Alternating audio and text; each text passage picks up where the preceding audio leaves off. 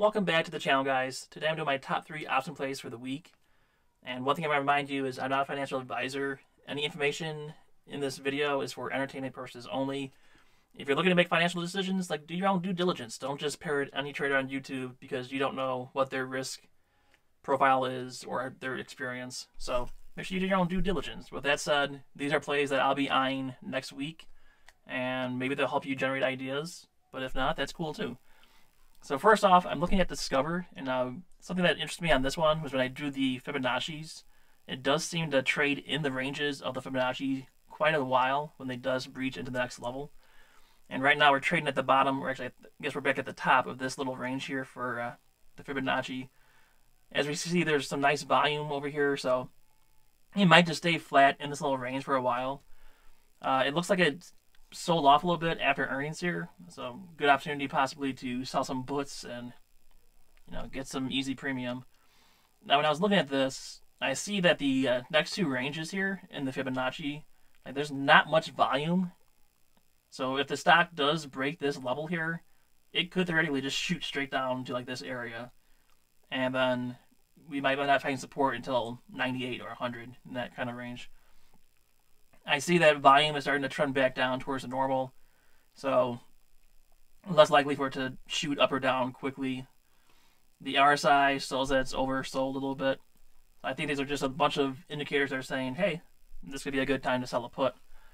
Now what I was looking at would be the December 23rd, and like I was saying, I want to be near that 100 level, so turns out the 100 level here will give you 1% for 46 days, so that's pretty good for me. I'm going to go ahead and be selling this one. I'll hopefully get a fill about $1. That's what I like to aim for, maybe $1.05 if we get lucky. And if we look at the risk profile here, I mean, it is what you'd expect it to be. If it stays above 99, we're going to make money. If it stays above 100, we make the $100 that we sold. And if not, then we end up taking the stock and potentially write down whatever happens after that. But if it comes to expiration, what I would do is roll it out, because I think we have some good volume here. We'll have time to chase the stock down to this area, I think, if the position goes against us, which it very well, I think, could just be set it up and just wait for the profit to come in. The next one I'm looking at is Palantir. If you know me, I'm pretty bullish on Palantir, although I currently don't have any positions on it. I think long-term Palantir is going to go up. If Batman was real and they were looking for a software upgrade, I think he would be buying that upgrade from Palantir. That's how much I love this company. They have earnings coming up on the 8th, so, on Tuesday before market open. After earnings happens, we'll see what the price does. If it shoots down to the 24 range, I think the 22 to 20 put levels could be worth some nice premium. If it shoots up, then this play just doesn't develop, and this was a waste of a pick, I guess. So this is one of those that has opportunity if it reacts negatively on earnings. Although if you look at the last couple, it seems to gap up on earnings for the most part recently. So we'll just kind of have to wait and see. A dip on Palantir here. Let's go ahead and look at the potential stuff here.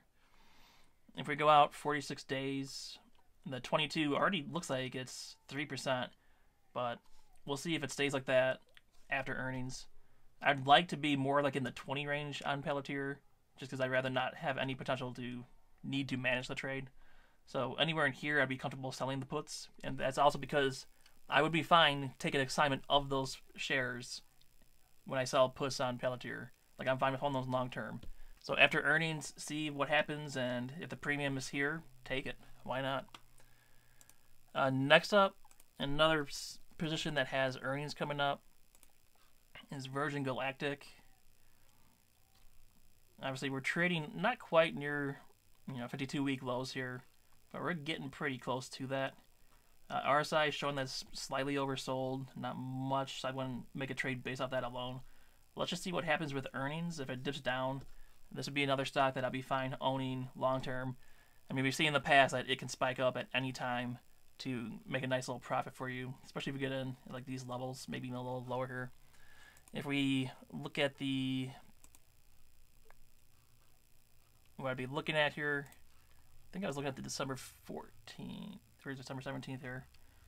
And the premium here is actually pretty decent, even all the way down to where the 52-week low is. So you could sell the 14 strike, make about a 1.5% return in 40 days. And that would be what I'll be looking at. If the stock stays where it is or maybe dips a little bit, this premium could increase. And this might be one you see me put on. Something I'll be looking at moving forward is my position sizing. So you might see me just put on between 3 to 5 contracts, because in the past I've been known to go heavy on the contract sizing. Something else that people have been messaging me about recently is PTON. They know I like to sell puts on stock after a giant dip after earnings. And, well, obviously, PTON recently dipped pretty hard after earnings here, jumping from 87 to 55. The RSI shows that it's completely oversold. It was a huge volume spike to get there.